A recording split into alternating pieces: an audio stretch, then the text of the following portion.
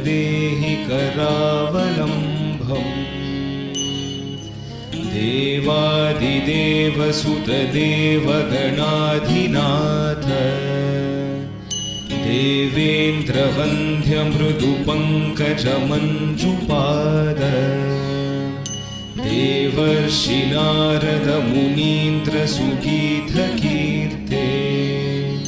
वल्लीशनाथ मम देहि करावलम्बम् नित्यानदाननिरताखिलरोगहारिम् भाग्यप्रधानपरिपूरितभक्तकाम श्रुत्यागमप्रणववाच निजस्वरूप वल्लीशनाथ मम देहि करावलम्बम्